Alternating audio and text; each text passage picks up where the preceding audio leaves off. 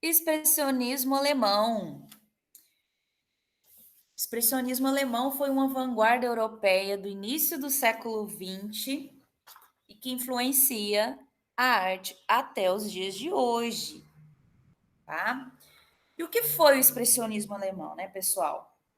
Vamos entender um pouquinho do que está acontecendo na Europa, né, no início do século XX, né?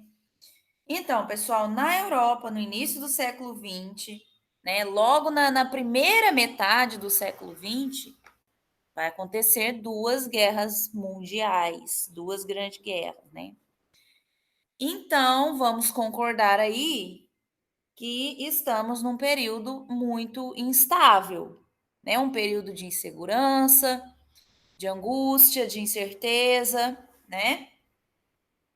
Então, nós temos essas duas grandes guerras como marco na primeira metade do século XX, tá? A Primeira Guerra, ela aconteceu entre 1914 e 1918, e a Segunda Guerra aconteceu entre 1939 e 1945, tá? Então, várias nações do mundo inteiro tiveram relação com a guerra, de forma direta ou indireta, elas estiveram envolvidas, tá? Mais especificamente, mais intensamente, a população mais jovem sentiu mais, tá? Ficaram mais marcados por esses acontecimentos, tá? E nesse contexto todo, né, a gente está vivenciando aí a arte moderna, né? Desde do final do século XIX, a gente já começou aí a ter algumas expressões artísticas, alguns movimentos, algumas tendências que estavam aí rompendo com o academicismo e experimentando novas estéticas, né? Então, nesse contexto, vai surgir a arte moderna e que vai trazer, vai expressar o que essa sociedade desse momento está vivendo, tá? Como que as coisas estão se desenrolando, né? A gente tem aí um processo de transição, né? Após a invenção da fotografia, a gente tem o impressionismo como um primeiro movimento que vai quebrar as regras acadêmicas.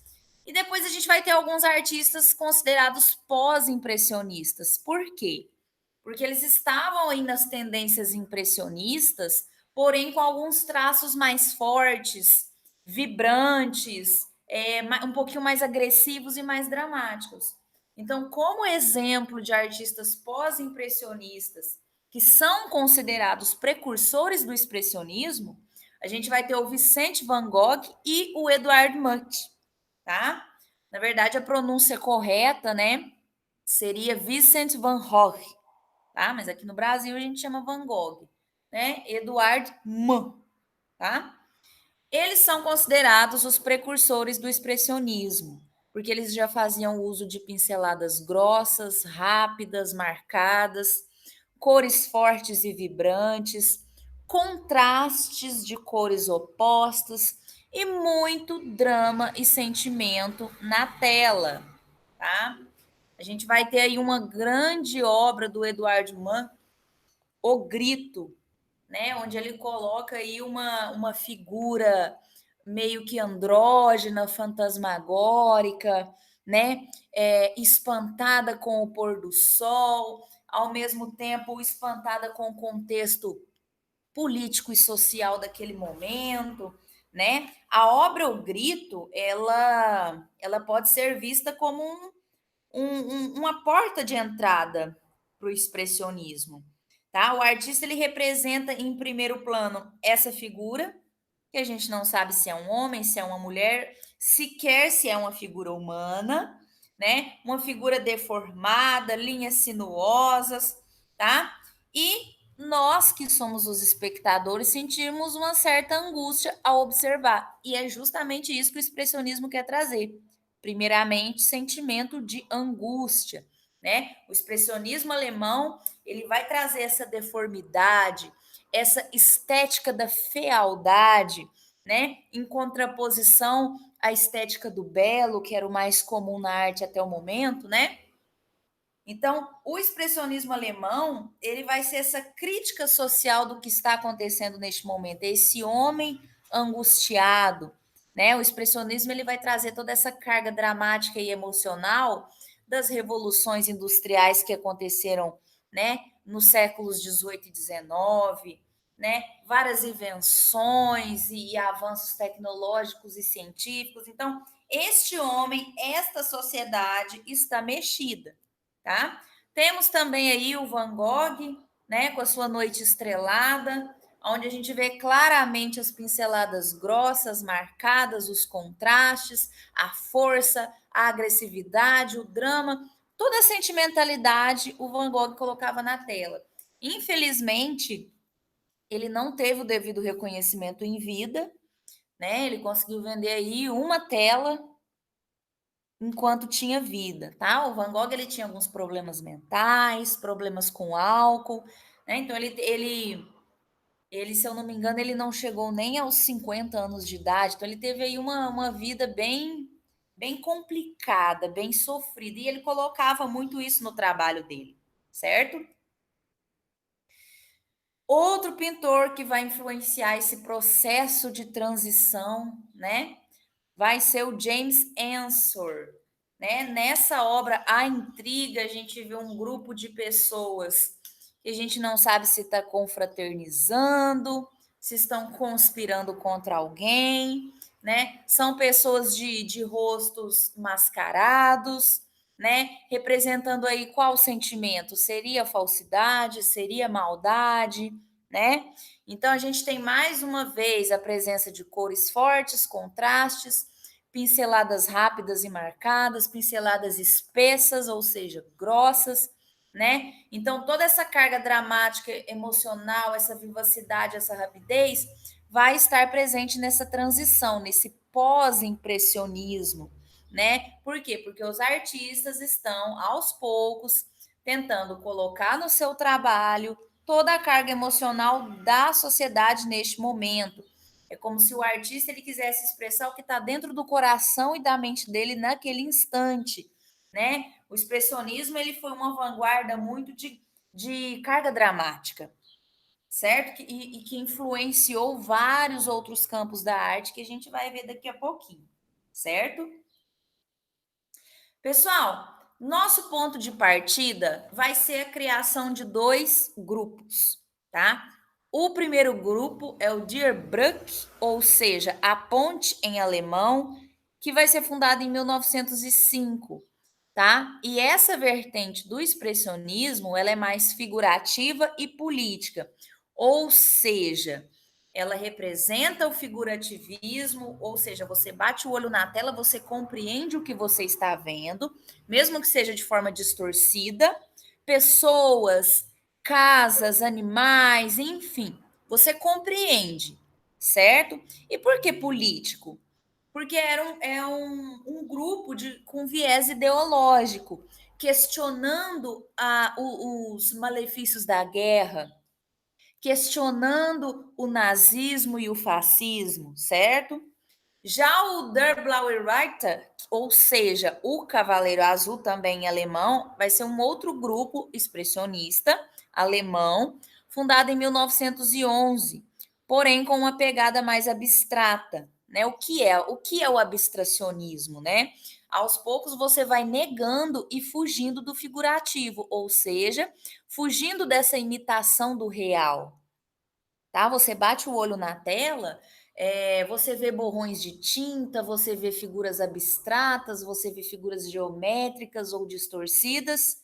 Você não compreende exatamente o que você está vendo, porque naquele momento a intenção do artista é jogar uma carga emocional que não necessariamente você tem que interpretar de forma figurativa, de forma que você reconheça se é uma pessoa, se é a natureza, se é um objeto, ok? Então a gente tem primeiro essa diferença, né, desses dois grupos.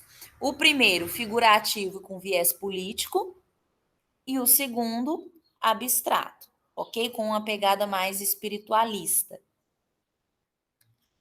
Como um primeiro exemplo de pintura do grupo A Ponte, eu trouxe o Ernest Kirchner, tá? E onde ele vai representar o banho de soldados, 1915, tá? É uma obra que causa angústia, que causa medo, né? São soldados se banhando sem nenhuma privacidade ou conforto, eles estão nus, eles estão sendo vigiados, né? O olhar deles transmite a tristeza e a angústia que eles estão sentindo, né? Até porque não devia ser nada agradável ser um soldado numa guerra, né? Longe da família, longe do que você está acostumado a viver, dos seus sonhos, do seu conforto. Você não sabe se vai voltar vivo, né? Então, o expressionismo ele vai trazer essa carga, principalmente desse período entre guerras que a gente está vivendo nesse momento.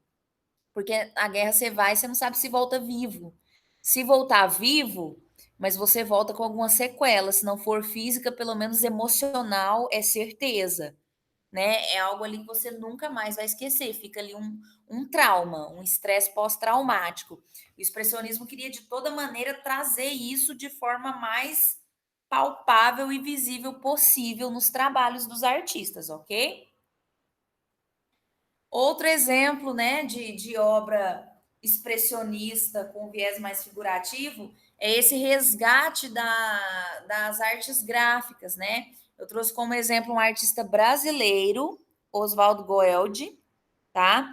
E ele era um grande xilogravurista, né? O que é uma xilogravura? Né? São essas gravuras talhadas na madeira. Então, você cria uma matriz na madeira, né, em alto relevo, né? Você cria várias matrizes de acordo com as cores que você quer usar, pinta e aquilo serve como uma espécie de carimbo para você reproduzir a mesma imagem várias vezes. Tá? Então, esse artista é um grande exemplo de xilogravurista expressionista e brasileiro, tá?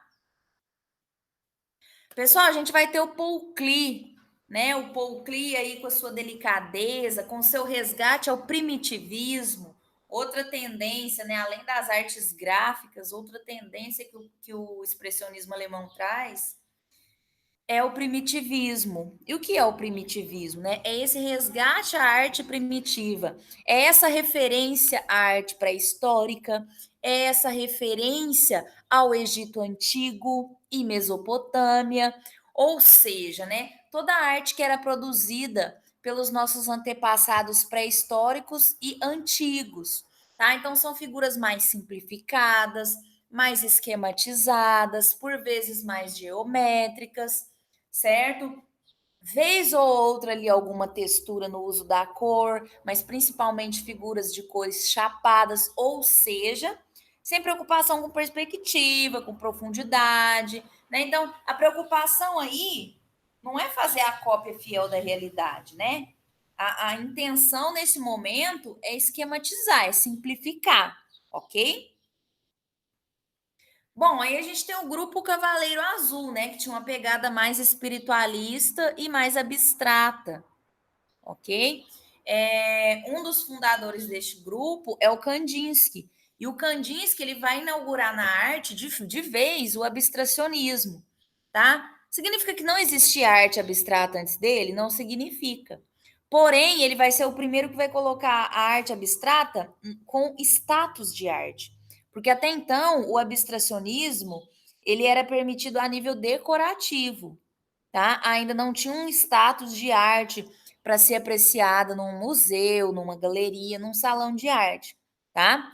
O grupo Cavaleiro Azul, eles acreditavam muito que a música ela estava relacionada à forma, tá? Então a gente vai ter esse rompimento com o figurativismo, esse distanciamento da realidade e essa ligação dos sons com as formas, tá? Inclusive os pintores desse grupo, o próprio Kandinsky, eles gostavam muito de pintar ouvindo música, certo? E daí como um exemplo de compositor e musicista expressionista, a gente vai ter o Arnold Schubert, tá? Que depois eu vou colocar na descrição do vídeo, vou colocar um exemplo de música expressionista do Schönberg, tá? Para a gente ouvir, ok? Pessoal, ao mesmo tempo em que o expressionismo estava acontecendo na Alemanha, a gente tinha o fauvismo acontecendo na França. tá? E esse movimento a gente vai chamar de fauvismo ou fovismo. Por quê? Vem de fove, que significa besta. Por que besta? Porque eu já comentei com vocês que as vanguardas, conforme elas foram acontecendo, elas não eram aceitas logo de cara, né? Elas recebiam críticas muito severas. Então, as primeiras pessoas que foram visitar essas exposições, elas consideravam esses artistas como idiotas, como loucos, aventureiros, então chamaram eles de fovos, ou seja, um bando de besta, né? E daí pegou o nome, fovismo. Mas qual que vai ser a diferença, né, do expressionismo alemão com o fauvismo? Né? O fauvismo algumas vezes é chamado de expressionismo francês, tá? Mas é um movimento que está acontecendo ali à parte, porém ao mesmo tempo. A gente vai ter em comum os contornos, as cores fortes, os contrastes. Porém, enquanto o expressionismo alemão ele se preocupava mais com a crítica social, né, com se opor ao impressionismo, com deformar as figuras e com a estética da feiura, da angústia, da tristeza e da morte, o fauvismo não. O fauvismo queria representar os prazeres da vida, o contato do homem com a natureza, sentimentos como felicidade, diversão, ok? Então a gente tinha semelhanças na estética visual, porém uma predominância de cores mais quentes e não frias, e a representação de sentimentos alegres e de prazeres, ok? E não sentimentos com a pegada mais negativa, que era o caso do expressionismo alemão, tá? A Alegria de Viver, do Matisse, 1906, e A Dança, também do Matisse, de 1910, é uma das obras mais famosas dele, tá? É considerada aí uma das principais obras fauvistas, tá? E a gente tem, né, a Anita Malfatti, grande modernista brasileira, a gente falou dela na semana passada.